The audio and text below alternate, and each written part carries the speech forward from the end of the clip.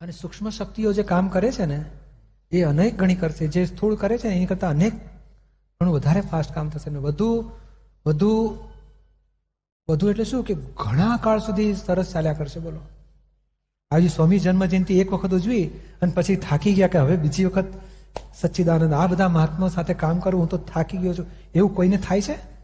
આપણે એવું કરવા માંગીએ છીએ કે એક ઉજવ્યા પછી બીજી માટે બધા જ એવા ને એવા જ અભેતાને પ્રેમથી વધુ કામ કરો.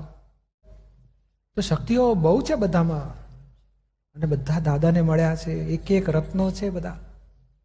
એની માળા આ છૂટા હોય તો મણકા દે છૂટા છવાય, માળા બને તો કેવું આમ હાર શોભાયમાન થાય ને. બરાબર છે. આપણે એ માળાને હાર બનાવીને પહેરવાની છે. પેલા ફૂલ કરમાઈ જાય એ થોડી વાર માટે એ હાર હોય ને ત્યાં સુધી આમ રહે ને પછી કરમાઈ જાય એટલે આપણે ઢીલા પડીએ એવું નથી જોઈતું. એટલે જગતના લોકોને જેટલી જેટલી ક્રિયાઓ કરી રહ્યા છે એ ક્રિયાની પાછળ કર્મ બીજ પડ્યા જ કરે છે અજ્ઞાનતાથી. હવે એ ઇફેક્ટ ભોગવે છે અને બીજ નાખે છે, કોઝિસ કરે છે. હવે જો તમારે ઇફેક્ટ અને કોઝિસની સાયકલમાંથી છૂટવું હોય તો શું ફેરફાર કરવો પડે? ઇફેક્ટને સ્ટોપ કરવી જોઈએ કે કોઝિસને સ્ટોપ કરવા જોઈએ? કોઝિસને. હા, જો કોઝિસ સ્ટોપ કરો તો જૂની ઇફેક્ટ પૂરી થશે. નવા કોઝિસ નાખ્યા નથી તો નવી ઇફેક્ટ તમને નહીં આવે. એટલે અહીં તમને વિજ્ઞાન એવું બતાડીએ છીએ, જાગૃત કરી આપીએ તમને, તમારા કોઝિસ સ્ટોપ થઈ જાય. ઇફેક્ટ ચેન્જ કરવાની કોઈ જરૂર નથી. ઇફેક્ટનો સંભાવે નિકાલ કરો અને કોઝિસને સ્ટોપ કરો. સમજાય ને? એટલે પાપ અને બંધાય નહીં, પુણ્ય બંધાય નહીં એવું કોઝિસ સ્ટોપ કરવાનું. અને જૂનું પાપ પુણ્ય પૂરું કરી લઈશું, નવું બાંધવું નથી એટલે આપણો મોક્ષ થશે. સમજાય છે ને? જય સચ્ચિદાનંદ. આપણે કૌરવોને જીતવાના નથી, કળિયુગને જીતવાનો છે, કસાયોને જીતવાના છે. અને દુનિયાના કસાયો છૂટે એવું બધું આપણે કરવા માંગીએ. નથી વિચાર કરતા તો ખોટ આવે છે કે નહીં? એ એક જ એવું વાક્ય છે ને જેની જરા ઈચ્છા નહોતી રાખી, એ ખોટ જો આમ વગર વિચારે આવતી હોય તો નફો નહીં આવે? આવશે જ. એટલે આપણે બેલેન્સ રાખવાનું. આપણે એક ખાડામાં પડવું નથી પૈસાનું. એ પહેલા મોહ હતો, લોભ હતો. નક્કી જ કરી નાખવાનું સવાર ઉઠી એટલે કે આપણા ઘરમાં 1 મિનિટથી વધારે કોઈ વાતની આર્ગ્યુમેન્ટ ના થવી જોઈએ. આર્ગ્યુમેન્ટ તો બહુ ખરાબ રોગ છે આખો. એટલું બુદ્ધિનું દોડડા પણ છે, અહંકારનું. અને સામાન્ય ગુનેગાર જુએ છે ને પોતે કરેક્ટ છે માની બેઠો છે. કેટલી મોટી ભૂલ કહેવાય, કેટલું મોટું આવરણ કહેવાય. પોતાની પકડ છોડતા જ નથી, ક્યારે છૂટશો? એટલે એ તો બહુ મોટો રોગ છે. એ તો ખૂબ, એટલે બધાને સૂઝ તો પડે જ, મનુષ્યોને સૂઝ પડે. બહુ મુશ્કેલી પડે ને આ તો પૂછી શકે છે, પણ અહીં ના પૂછવાનું થાય ને તો હે ભગવાન શું કરું? ભગવાન લે ને, ભગવાન બહાર તો કોઈ છે જ નહીં, મહીવાળા જ છે. તો પછી આવરણ તૂટે ને ભાઈને લાગે કે નહીં આ નથી કરવું, આટલું જ કરીશું બસ. એ સૂઝ પડી જાય અને પછી એટલું કરે ને તમે રિઝલ્ટ આવે ને. સૂઝ આત્માનું જ છે, લાઈટ પણ આવરણવાળું છે આખું.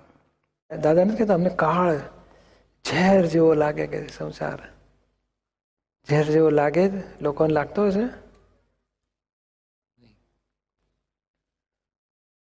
એટલે બોજો બોજો બોજો બોજો બોજો બોજો લાગે, ગમે જ નહીં કશામાં. એટલે લોભ જેટલો મોહ ઓછો એટલો ગમે નહીં. તો મને નથી ગમતું એટલે માનમાં જતા રહેલા. એટલે પછી માન એટલું કપટ ઓછું ને એટલો બોજો વધે. આત્મા સિવાય અમને કશું ગમ્યું જ નથી આખી દુનિયામાં. કેટલાય આવતા કાળથી કે છે બોલો, છતાં બહાર કોઈને ખબર ના પડવા દે. તમને આ નથી ગમતું, હું તો થાકી ગયો કશું. આ તો આપણે અંદરની સ્થિતિનું વર્ણન કરી રહ્યા છે કે અમને 1 સેકન્ડ પણ આ સંસાર ગમે નહીં. ત્યારે જો ને કેવું વિજ્ઞાન નીકળ્યું છે, સેફસાઇડ બનાવનારો. ગમે તે અવસ્થામાં સેફસાઇડમાં રાખે આપણને. સામાન્ય સેફસાઇડમાં. શીલવાન, શીલ તો બધી રીતે રક્ષા કરે. દેવલોકોથી રક્ષા કરે, સાપ જીવડા બધા જાનવરોથી રક્ષા કરે. માટે શીલની જ જરૂર છે. અને શીલવાન દાદા શીલવાન બનાવે છે બધાને. એ કહે છે હું તમને બાવા બનાવવા નથી આવ્યો અને ભગતે બનાવવા નથી આવ્યો. તમે છો તે પદને પામીને તે દશા સુધી પહોંચો કે છે. એમાં કહે છે સામો આપણી જોડે ધારો કે બુદ્ધિવાળો હોય તો ભેદ પાડવા આવે, પણ તમારે ભેદ નહીં પાડવાનો. સેફ સાઈડ એટલે કેટલી સુધીની સેફ સાઈડ થઈ જવી જોઈએ કે આપણી જોડે પણ એની પાસે બુદ્ધિ છે એટલે હથિયાર વાપરશે જ, અને તમારે હથિયાર નહીં વાપરવાનું, તમારી જોડે ભેદ પડવા નહીં દેવાનો. એટલે કે હું જ છું એ ભેદ પડી ગયો ને, હું કે આ મને શું કરી નાખશે, ભેદ પડ્યો, ભેદ પડ્યો એટલે સીલ તૂટી ગયું, સીલ તૂટ્યા અસર થવા માંડે. બધી બાબતમાં આવું ધ્યેય રાખવાનું કે પેશન્ટને મારા પૈસા ઓછા આવે કે ના આવે એનું સારું થાવ, એ છેલ્લામાં છેલ્લો ભાવ પકડી રાખો કે આને કેમ કરીને દર્દો સાચું નિદાન થાય, સાચી દવા પ્રાપ્ત થાય, સારો નિરોગી થાય.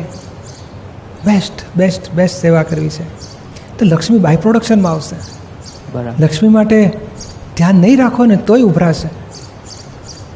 આટલું સમજવા જેવું હોય, બધાને સૂઝ પડે, બધાને હોય, જીવ માત્ર ને ઝાડને સૂઝ પડે. એને જો અહીં કાપો ને એટલે ગભરાય કે અહીં કંઈક ભય લાગે છે એટલે પછી અહીંથી ડેવલપ થાય. શિયાળો આવે ને તો ઠંડી પડે તો બધા પાંદડા ખેરવી નાખે, બહુ દુઃખ પડે છે ને. એને સૂઝ પડે કે આપણે આ વધારાના કપડાં ઓછા કરો, વધારે અંદર પેસી જાઓ. એને વરસાદ આવે તો ખુશ ખુશ, એને સૂઝ પડે કે સારું લાગે છે. એટલે બધાને સૂઝ તો પડે જ, મનુષ્યોને સૂઝ પડે.